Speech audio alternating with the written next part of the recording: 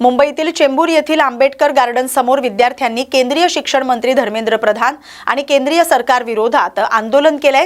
आंदोलनादरम्यान काही विद्यार्थ्यांना पोलिसांनी ताब्यात घेतल्यानंतर वातावरण काही काळ तणावपूर्ण झालं। आंदोलनावेळी विद्यार्थी आणि पोलिसांमध्ये शाब्दिक बाचाबाची झाली। परिस्थिती नियंत्रणात आणण्यासाठी पोलिसांनी काही विद्यार्थ्यांना ताब्यात घेतलं।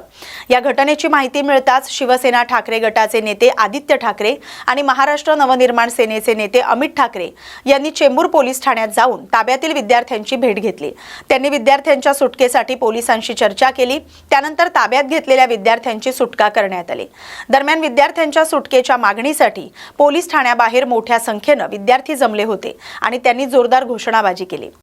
सोडलेलं आहे तर हातात संविधान पकडले सकाळपासून हा असाच आहे। अनेक ठिकाणी आरसीएफ पोलीस स्टेशनला देखील आता मला निरोप आला की तिथे सोडलेलं आहे।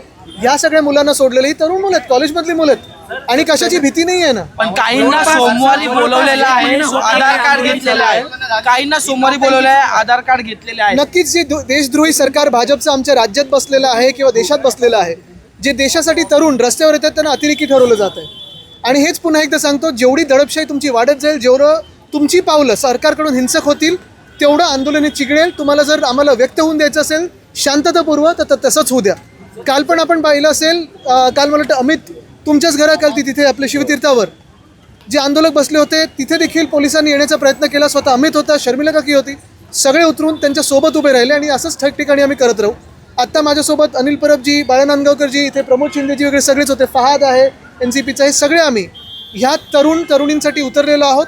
हे कुठच्याही पक्षाचे नाहीत, जातपात धर्माच्या पुढे जाऊन तिरंग्यासाठी आणि देशासाठी, सोनम वांगचुकसाठी, अभिजित दिपकेसाठी आणि महामानव डॉक्टर बाबासाहेब आंबेडकरांनी जे दिलेलं संविधान आहे त्याच्यासाठी पुढे आलेले आहे। सामूहिकरित्या तुम्ही आंदोलन करत संदर्भात तात्काळ सुनावणी घेण्यास नकार दिलेला आहे। बघा आता काय अर्जन्सी आहे हे आम्ही ऐकलं काल आणि आज पण त्यांनी तेच सांगितलं। आणि ह्या काय अर्जन्सी आहे अशी आमची पण केस गेले 4 वर्ष चाललंय। त्या काय अर्जन्सीमध्ये आहे हे पाहता पाहता 4 वर्ष निघून गेली। लोकशाहीचे बट्ट्याबोळ झालेला आहे, अनेक पक्ष फोडले गेले, पण काय अर्जन्सी आहे? पण एक चांगलं मी आभार मानतो, कॉक्रोचेस सगळे आता रस्त्यावर आले। 24 तारखेला तुम्ही एक कॉल दिलेला आहे, तो काय कॉल आहे आणि शिवाजी पार्क साधी गोष्ट आहे, काल आपण पाहिलं असेल जंतर मंतरला आणि जंतर मंतर करून देशाच्या संसद भवनाकडे अनेक लोक, देशाच्या प्रत्येक कोपऱ्यातून जे लोक गेलेत, मग प्रत्येक वयोगटातले आहेत, प्रत्येक सामाजिक स्तरातले आहेत, की जात होती एकच मागणी घेऊन की धर्मेंद्र प्रधान यांनी राजीनामा द्यावा। त्यांच्यावर टियर गॅस सोडला गेला, लाठीचार्ज झाला, पेलेट गन वापरले, टेझर गन जे शॉक देतात। मला वाटत नाही जगात कुठच्याही डेमोक्रेसीमध्ये, कुठच्याही लोकतंत्रात असं दिलं जातं, हे आपण पाहिलं। आणि त्याच्या विरोधात 24 जुलैला म्हणजे परवा दुपारी 4 वाजल्यापासून आम्ही तिथे सगळे एकत्र येणार आहोत शिवतीर्थावर।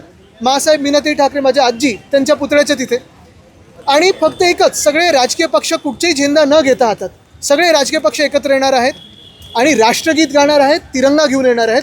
थांबायचं त्यांनी थांबवा आम्हाला। इंडिया आघाडीचे नेते सगळेच आंदोलन करताना पाहायला मिळतात।